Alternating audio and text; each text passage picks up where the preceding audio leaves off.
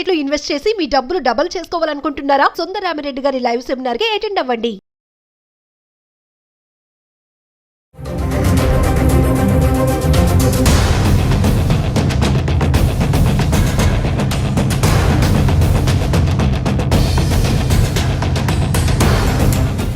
ఇది ఇండియన్ హిస్టరీలో the second most heinous crime లాగా మనం గమనించవచ్చు. రిలీజియన్ బేస్డ్ అటాక్ అయ్యింది ప్యూర్లీ, కానీ ఆ టెర్రరిస్ట్ మాత్రం ఏ రిలీజన్కి సంబంధించిన వాళ్ళు కాదు నన్ను అడిగితే. బికాజ్ ఏ రిలీజన్ అయినా కూడా అది ఇస్లామే అవనండి, హిందూయిజమే అవనియండి, వాళ్ళు ఎప్పుడు కానీ శాంతి కోసమే కోరుకుంటారు. నమస్తే, welcome back to Suman TV. మరి ఈరోజు నేను ఎక్కడున్నానంటే Centre for Human Security Studies మరి founder and executive director Ramesh Kanneganti గారి ఆఫీస్ దగ్గర అయితే ఉన్నాను. మరి రమేష్ గారితో మనం చాలా వీడియోలు చేసి ఉన్నాం కదా. ఈరోజు నేను ఇక్కడ కొంతమంది చూస్తున్నారు కదా నా వెనకాల రీసెర్చ్ ఇంటర్వ్యూస్ ఉన్నారు అంటే యువత ఉన్నారు. మరి వాళ్ళతో పెహల్గామ్ ఇన్సిడెంట్ మరి రేపో ఈరోజో మరి ఈ క్షణమే ఇండియా పాకిస్తాన్ వార్ అంటున్నారు.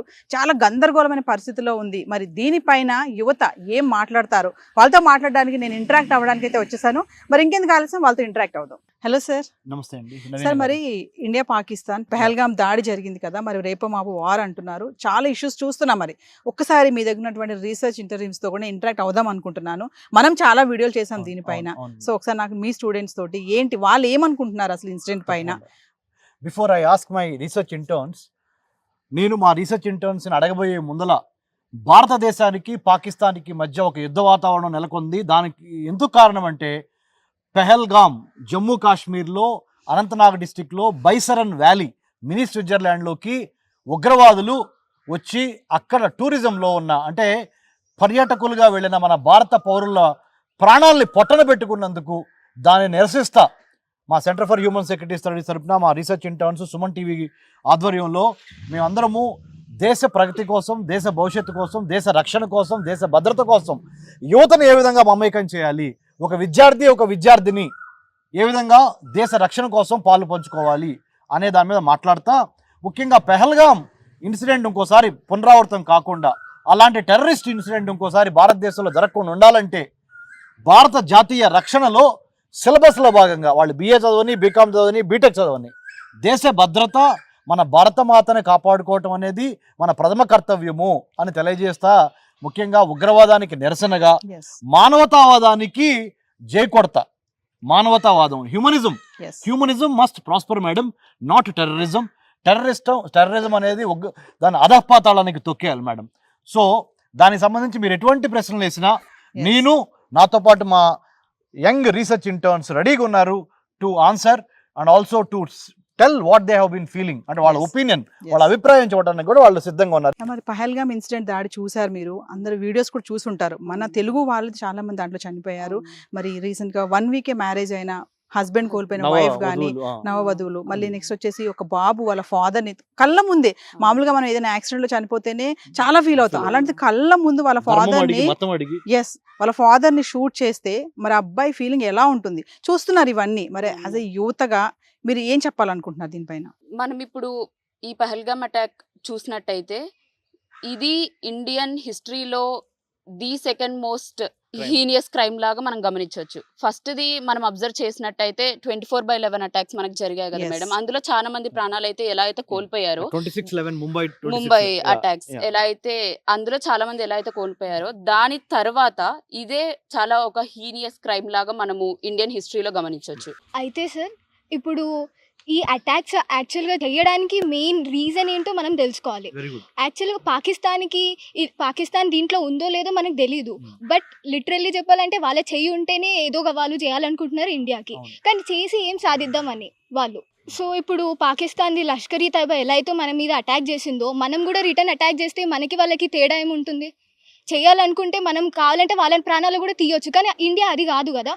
ఇండియా అనేది ఇట్ షుడ్ లైక్ ఇప్పుడు ఏదైతే ఇండస్ వాటర్ ట్రీటీ ఆపేసిందో అలా ఇండైరెక్ట్ గా చేస్తుంది. I feel it is correct. అంటే పాకిస్తాన్ కి సంబంధించి ఇప్పుడు చాలా వరకు ఆపేస్తామంటున్నారు వాణిజ్య సంబంధాలు కానీ ఇవన్నీ కూడా, ఎందుకంటే టెర్రరిజం జరిగింది కాబట్టి ఏదైతే చెక్ పోస్ట్ కూడా ఆపేస్తామంటున్నారు, వాటర్ వార్ అంటున్నారు. మరి ఇన్ని జరుగుతున్నాయి కదా, సో దీన్ని ఎలా చూడొచ్చు అంటారు? ఇప్పుడు ఇది ఏదైతే మన పథకంది ఉందో మన వాటర్ సప్లై కూడా ఆపేస్తామని చెప్పారు, కానీ అది అంత సాధ్యమైన పని కాదు. వాటర్ సప్లై ఇది ఎప్పుడో మనం 90s బ్యాక్లో మనకి ఇది ట్రీటీ సైన్ చేస్తారు, షిమ్లా ట్రీటీ సైన్ చేస్తారు. ఇప్పుడు వాటర్ సప్లై ఆపేదన్నా కూడా వెంటనే ఆపేయకుండా కాదు, దానికి వెనకాల ఉన్న ప్రాసెస్ చూస్తారు.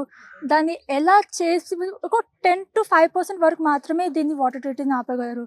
ఇంకా అలాగే మనం ఎంతోమంది జవాన్లు కూడా ఇంకా మోస్ట్లీ టూరిజంని ఫోకస్ చేసి హిందువా ముస్లిమా అని అడిగి మరి షూట్ చేస్తున్నారు. దీని ఘటన మన ఇండియా హిస్టరీలో నిలిచిపోతుంది. ఎలా అంటే చంపడానికి వెళ్ళినప్పుడు వాళ్ళు దగ్గరికి వెళ్ళి నువ్వు హిందువా, నువ్వు ముస్లిమా, ఇంకా చెప్పాలంటే బట్టలు కూడా తీసి కూడా చూసారంట. అంటే ఏంటి అసలు ఏం జరుగుతుంది? అంటే హిందువా ముస్లిమా, ఒక మనిషిని చంపడం అనేది ఎంతవరకు కరెక్ట్ అసలు? అంటే ఉగ్రవాదం అంటే అంత అలా ఉంటుందా? డెఫినెట్గా ఇది ఒక అబ్జర్డ్ యాక్ట్ అండి. ఎలా అయితే మిగతా వాళ్ళు చెప్పారో, సార్ కూడా చెప్పారో, this is a very this is a situation which cannot be neglected. కానీ ఇప్పుడు ఐ థింక్ ఆ క్వశ్చన్ ఏమొస్తుందంటే, ఇస్ ద వార్ ప్రాఫిటబుల్ అని చెప్పి. డెఫినెట్లీ మనకే ప్రాఫిటబుల్ ఉంటుంది, ఎందుకంటే వీఆర్ అ పవర్ఫుల్ కంట్రీ. అది ఏ ఆస్పెక్ట్లో చూసినా కానీ, జీడిపి, డిఫెన్స్, ట్రేడ్ ఏదైనా చూసినా కానీ చూస్తే నా ఒపీనియన్లో వార్ అనేది ఎప్పుడు ఒక కంట్రీకి ప్రాఫిటబుల్ అవ్వదు. అటువైపు జనాలు చనిపోతారు, ఇటువైపు జనాలు చనిపోతారు, సోల్జర్స్ చనిపోతారు, చాలా ఎక్స్పెండిచర్ అవుద్ది. సోల్జర్స్ మీద బతికే ఫ్యామిలీస్ వాళ్ళు చాలా లాస్ అవుతారు.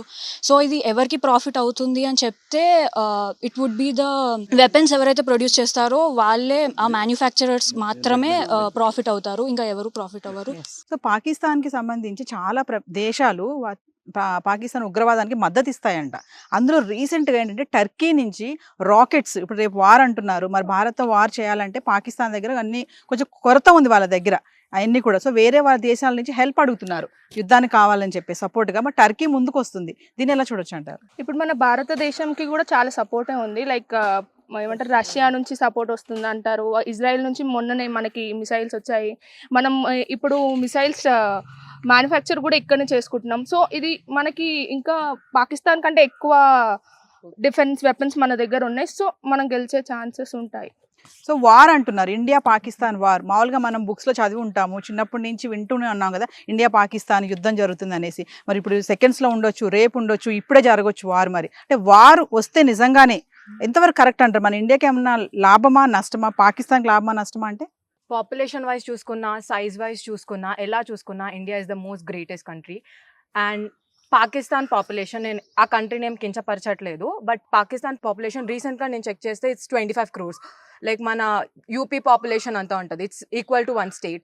అండ్ మన దగ్గర ఉన్న డిఫెన్స్ కానీ, ఎయిర్, లేకపోతే ఏ రకంగా చూసుకున్నా వీఆర్ వెల్ వర్స్. మనకి the most biggest countries help చేస్తున్నాయి. అండ్ అఫ్ కోర్స్ వార్ అనేది ఎప్పుడు ఇట్ డజంట్, ఒక పీస్ కోసం వార్ చేయడం I don't support that. But కూర్చొని మాట్లాడుకుంటే మంచిదే, కానీ కూర్చొని మాట్లాడుకునే మనుషులతో అయితే మనం మాట్లాడగలము, వాళ్ళు అలా మాట్లాడే వాళ్ళు కాదు. And we can say that వాళ్ళ డిఫెన్స్ మినిస్టరే with some in an interview with some UK or United States ఎక్కడో వాళ్ళతో ఇంటర్వ్యూలో ఆయన చెప్పారు that yes we are doing this nasty business from so long, like we are supporting terrorists అని చెప్పి అంత ఓపెన్ గా అగ్రీ చేసుకున్నప్పుడు, as me being a Hindu, of course నా బ్లడ్ అనేది బాయిల్ అవుతుంది. I feel like Modi is not gonna take it in a very like normal గా అయితే తీసుకోరు. అందుకే మనం ఇండస్ వ్యాలీ ట్రీటీని అయితే క్యాన్సిల్ చేసాము. I think it's sign of war అని నేను అనుకుంటున్నాను. సో ఒక ఉమెన్ గా నువ్వేం చెప్తావు? వార్ అంటున్నారు, యుద్ధం అంటున్నారు, మరి అంటే యుద్ధం జరిగితే ఎలా, మనకేంటి నష్టం ఏంటి? తను చెప్పారు, మనం ఏమీ శాంతియుతంగా చేయము, వాళ్ళు ఏమీ శాంతంగా వచ్చి మనల్ని దాడి చేయలేదు, వాళ్ళకి తెలియదు వాళ్ళు చనిపోతారు ఆ రోజు అని. ఎందుకంటే కాశ్మీర్ అందాలు చూడడానికి వాళ్ళు వచ్చారు, కొత్తగా పెళ్ళైన జంట వచ్చారు, ఫ్యామిలీ ట్రిప్స్తో వచ్చారు, ఎప్పుడూ రాని వాళ్ళు కూడా వచ్చారంట ఫ్యామిలీ ట్రిప్స్కి. అమ్మాయి ఇంటర్ పాస్ అయిందని చెప్పి కూడా వచ్చారని చాలా మంది చెప్తున్నారు. అంటే వాళ్ళ మాటలు విన్నప్పుడు చాలా బాధ అనిపిస్తుంది. తిని అన్నారు, నా బ్లడ్ బాయిల్ అయిపోతుంది, ఐఎమ్ ఆల్సో హిందూ అని చెప్పారు. అంటే యువతగా ఇలాంటి సంఘటనలు, ఇలాంటి ఇన్సిడెంట్ జరిగినప్పుడు మీకు ఎలా అనిపిస్తుంది? మీరు ఎలా ఫీల్ అవుతూ ఉంటారు? సో యాజ్ అ యూత్ నేను ఏం యాక్షన్ తీసుకోవాలని అనుకుంటున్నానంటే, ఫస్ట్ అయితే ఇండియన్ సోల్జర్స్ చాలా పవర్ఫుల్ ఉన్నారు. సో ఈ వార్ ఏమవుతుంది అది జరగాలి, ఎందుకంటే పాకిస్తానీస్ వాళ్ళ నేటివ్ ఇండియా కాదు, కాశ్మీర్ మనదే, కాశ్మీర్కి హిస్టరీ మనదే. Okay, so no point of war should be from the Pakistan side. ఏమైనా జరుగుతుంది, అది వార్లో పాకిస్తాన్ ఓడిపోవాలి అండ్ మనం గెలవాలి. Indus water treaty very very very amazing thing taken by the Indian government. I support that very beautifully. And as a women నేను ఏం చెప్తానంటే, ఉమెన్ చాలా చాలా చాలా పవర్ఫుల్ ఉంది ఈ సనాతన ధర్మంలో. Women is the most powerful human. So ఇప్పుడు వార్ జరిగితే కూడా ఉమెన్కి ఏం నష్టం కాదు, ఎందుకంటే ఉమెన్ ఇస్ వెరీ ఇండిపెండెంట్. ఇంకా వార్ జరిగితే కూడా ఉమెన్ చాలా సెల్ఫ్ డిపెండెంట్ ఉంది. ఇప్పుడు చాలా ఎఫర్ట్స్ పెడతారు ఉమెన్ ఒక ఇండిపెండెంట్ ఉమెన్ అవ్వడానికి. సో వార్ అయితే కూడా మనము we will come out with the guns to war with Pakistanis. They are never Indians, they were never Indians. So చాలా మంది ఏమంటారంటే హైదరాబాద్ లో కూడా పాకిస్తాన్ చాలా మంది ఉన్నారు, వాళ్ళకి అలర్ట్ ప్రకటించారు 27th లోపు అందరూ వెళ్ళిపోవాలని. 29th వరకు కూడా మెడికల్ వీసా పైన ఎవరైతే ఉన్నారో వాళ్ళందరూ కంప్లీట్ చేసుకొని వెళ్ళిపోవాలని. వాళ్ళు ఏమంటున్నారంటే మేము పాకిస్తాన్ వెళ్ళము, అక్కడికి వెళ్తే మమ్మల్ని చంపేస్తారు, మేము ఇక్కడే ఉంటాము, మేము చదువుకోవడానికి వచ్చాము, మా పాపకి ఆపరేషన్ కోసం వచ్చాము అని కొన్ని రీజన్స్ చెప్తున్నారు. వాళ్ళందరినీ ఇమీడియట్ గా వెళ్ళిపోవాలి, ఇక్కడ ఎవరు ఉండొద్దు, ఇంత పెద్ద ఘటన జరిగింది కాబట్టి. సో దీని ఇప్పుడు మీరు ఏం చెప్తారు, ఉండాలంటారా వెళ్ళిపోవాలంటారా? వాళ్ళని వెళ్ళిపోమని అనడానికి గవర్నమెంట్ కరెక్టే, బికాజ్ మనం ఆ అటాక్ని ఫేస్ చేసాం కాబట్టి. But at the same time ఇలాంటి వాళ్ళు చెప్పే explanations are a sign that టెర్రరిజంలో సిటిజన్స్ ఇన్వాల్వ్మెంట్ 100% ఉండదు. ఇప్పుడు పహల్గామ్లో జరిగిన అటాక్లో వాళ్ళు ఖచ్చితంగా ఎవరినైతే షూట్ చేశారో వాళ్ళ రిలీజియన్ అడిగే షూట్ చేశారు. రిలీజియన్ బేస్డ్ అటాక్ ఇది ప్యూర్లీ. కానీ ఆ టెర్రరిస్ట్ మాత్రం ఏ రిలీజన్కి సంబంధించిన వాళ్ళు కాదు నన్ను అడిగితే. బికాజ్ ఏ రిలీజన్ అయినా కూడా, అది ఇస్లామే అవనండి, హిందూయిజమే అవనియండి, వాళ్ళు ఎప్పుడు కానీ శాంతి కోసమే కోరుకుంటారు. నువ్వు ఎప్పుడైతే ఒక ఇన్నోసెంట్ మనిషిని చంపాలనుకున్నావో ఆ క్షణమే ఆ రిలీజియన్కి నీకు సంబంధం లేదు. అది చాలా మందికి తెలియదు. అండ్ టెర్రరిజం ఎంత నెగిటివ్ ఇంపాక్ట్స్ ఇస్తుందో తెలియడానికి ఆ టెర్రరిస్ట్కి మెయిన్గా ల్యాక్ అయ్యేది ఎడ్యుకేషన్. ఏ సిటిజన్ అయినా, పాకిస్తానీ సిటిజన్ అయినా, ఇండియన్ సిటిజన్ అయినా, ఇలాంటి వైలెన్స్ని చూస్ చేసుకునే ముందు వాళ్ళకి నాలెడ్జ్ ఉండాలి ఆ వైలెన్స్ చేస్తే ఏమవుతుంది అని, దాని ఆఫ్టర్ ఎఫెక్ట్స్ ఏంటి, దాని బిఫోర్ ఎఫెక్ట్స్ ఏంటి అని. ఇవి తెలియాలి అంటే ప్రతి ఒక్కరికి ఎడ్యుకేషన్ ఉండాలి, అది పాకిస్తానీ సిటిజన్ అయినా, ఇండియన్ సిటిజన్ అయినా కూడా. అండ్ ఇండియన్ గవర్నమెంట్ కూడా మన సెక్యూరిటీని ఆల్రెడీ స్ట్రాంగ్ ఉంది, దాన్ని ఇంకా స్ట్రాంగ్గా చేసుకోవాలి. సో దట్ అంత బ్రాడ్ డే లైట్లో వాళ్ళు ఎంటర్ అయ్యారు అంటే ఎక్కడో మనం కూడా ఒక 0.1% తగ్గాం కావచ్చు, చెప్పలేము. సో అది కూడా మనం స్ట్రెంగ్తన్ చేసుకోవాలి. అండ్ నన్ను అడిగితే వైలెన్స్కి ఎప్పుడు వైలెన్స్ ఆన్సర్గా ఉండొద్దు. ఎస్పెషల్లీ సనాతన ధర్మంని అంత నమ్మే భారతదేశం అయి ఉండి మనము ఇంకోరి వైలెన్స్తోనే సమాధానం చెప్తాము అనడం నాకు కరెక్ట్ అనిపించట్లేదు. మన దేశంలో చాలామంది బ్యూరోక్రాట్స్ ఉన్నారు, పాలసీ మేకర్స్ ఉన్నారు, అందరూ కూర్చొని పాకిస్తాన్లో కూడా గవర్నమెంట్లో టెర్రరిజం సపోర్ట్ చేసే వాళ్ళు ఉంటే ఫస్ట్ ఆఫ్ ఆల్ వాళ్ళని అక్కడి నుంచి తీసేసి బ్యూరోక్రటిక్గా ఆలోచించే వాళ్ళు గవర్నమెంట్లో పెట్టి వాళ్ళు కూర్చొని మాట్లాడుకుంటే జరుగుతుంది. బికాజ్ ఇప్పుడు మనం వార్ చేసి వైలెన్స్ చేస్తే వాళ్ళు మళ్ళీ ఇంకో టెర్రరిస్ట్ అటాక్ చేస్తే నష్టపోయేది మనమే. సో అలా ఉండాలి, అది నా ఒపీనియన్. సో ఈ దాడి ఏదైతే జరిగిందో దాంట్లో ఒక మెయిన్ పర్సన్ ఉన్నారు, ఆదిల్ అహ్మద్ తోకర్ అని చెప్పేసి. తను ఎడ్యుకేషన్ వీసా పైన అక్కడికి వచ్చి ఈ రోజు ఉగ్రవాదిగా చేంజ్ అయ్యాడు. అంటే ఎందుకు ఆ మైండ్ సెట్ అలాగా, ఒక మనిషి చంపడం, చదువుకోవడానికి వచ్చి అట్లా ఉగ్రవాదంగా టర్న్ అయిపోవడానికి ఎందుకు అట్లా అయ్యారంటే? ఎప్పుడు కానీ టెర్రరిస్ట్ అందరూ ఏ రిలీజన్కి సంబంధించిన వాళ్ళని కానీ వాళ్ళు రిలీజియన్ ఎక్స్ట్రీమిస్ట్లు ఉంటారు. వాళ్ళ మైండ్ని ఎంత మ్యానిపులేట్ చేస్తారంటే వాళ్ళకి ఆ రిలీజియన్లో ఉన్న గాడ్ తప్ప ఎవ్వరూ కనిపించరు. అది అవ్వకుండా చూసుకోవడం is every citizens responsibility, every families responsibility, every governments responsibility. ప్రతి ఒక్క గవర్నమెంట్ రెస్పాన్సిబిలిటీ తీసుకోవాలి. సిటిజన్స్ ఎవరి మీద ఇన్ఫ్లుయెన్స్ అవుతున్నారు, ఎవరి ద్వారా ఇన్ఫ్లుయెన్స్ అవుతున్నారని చూసుకోవాలి. ఒకవేళ ఇప్పుడు ఫర్ ఎగ్జాంపుల్ ఇండియా పాకిస్తాన్కి వారే జరిగింది అనుకోండి, ఎక్కువగా నష్టపోయేది పాకిస్తాన్ గవర్నమెంటే, పాకిస్తాన్ సిటిజన్సే. పాకిస్తాన్ గవర్నమెంట్కి దేశం మీద ఆ మాత్రం ప్రేమ లేదా? నువ్వు టెర్రరిజంని ప్రమోట్ చేస్తున్నావు, దాని ఆఫ్టర్ ఎఫెక్ట్స్ సహించే ధైర్యం, సహించే కేపబిలిటీ నీ దేశానికి ఉందని నేను చూసుకోవట్లేదు. ఆ మాత్రం కామన్ సెన్స్గా ఆలోచించాలి కదా గవర్నమెంట్ కూడా. Why are you supporting terrorism in the first place? Terrorism అనేది హిస్టరీలో ఎప్పుడు చూసినా కూడా టెర్రరిజం ప్రాక్టీస్ చేసే ఏ కంట్రీ కూడా ప్రాస్పర్ అవ్వలేదు. ఎప్పుడూ వాళ్ళు పెద్ద విజయాల్ని ఎప్పుడు దక్కించుకోలేదు. ఇండియా మనం ఎప్పుడు హిస్టరీలో చూసాము, మనం ఎప్పుడూ ఒక దేశం మీద మొదటిగా దాడి చేయలేదు, టెర్రరిజంకి ప్రాక్టీస్ చేయలేదు.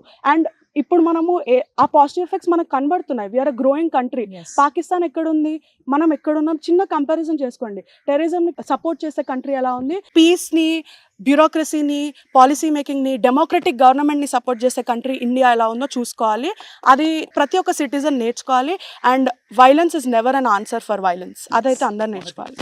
అందరు బాగా మాట్లాడారు. అంటే నాకు అర్థమవుతుంది, బ్లడ్ బాయిల్ అవుతుంది. ఎందుకంటే మన వాళ్ళు అక్కడ చనిపోయారు కాబట్టి సో ఇండియా పాకిస్తాన్ అంటే మనం అక్కడికి వెళ్ళి ఫైట్ చేయలేము, మనం అక్కడికి వెళ్ళి యుద్ధం చేయలేము, మన బార్డర్స్లో వెళ్ళి అక్కడ సెక్యూరిటీగా ఉండలేము వాళ్ళకి.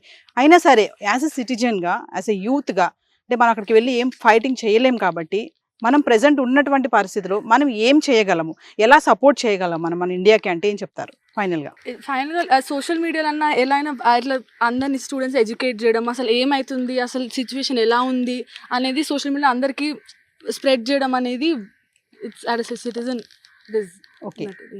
సో ఇప్పుడు మనము ఈ అటాక్ జరిగిన తర్వాత మనం యాజ్ ఎ ఇండివిజువల్గా లేదా భారత సిటిజన్గా మనము ఏం చేయాలి, మన స్టెప్ ఏంటి, ఇది అటాక్ జరిగిన దానికి మన ఐడియా ఎలా ఉండాలి, మన అప్రోచ్ ఎలా ఉండాలి అనేది మనం అబ్జర్వ్ చేసుకున్నట్టయితే ఫస్ట్ మనము ప్రతిదీ ఏదైనా ఇన్సిడెంట్ జరిగిన మేజర్ ఇన్సిడెంట్ చూసుకుంటే, మన కోల్కతా ఇన్సిడెంట్ అలా ఏమైనా జరిగినవి చూసుకుంటే, హ్యూమానిటీని డిస్టర్బ్ చేసే ఇన్సిడెంట్స్ చూసుకుంటే అందరు ఇండివిజువల్ సిటిజన్స్ ఫస్ట్ ర్యాలీస్ కానీ మళ్ళీ సోషల్ మీడియాలో పోస్ట్ చేయడం కానీ రీపోస్ట్ అవన్నీ చేస్తూ ఉంటారు. అవి ఎన్ని రోజులు జరుగుతున్నాయంటే ఒక నెల లేదా 2 నెలలు మాత్రమే జరుగుతున్నాయి. ఇవి 2 నెలలతో ఆగేవి కాదు.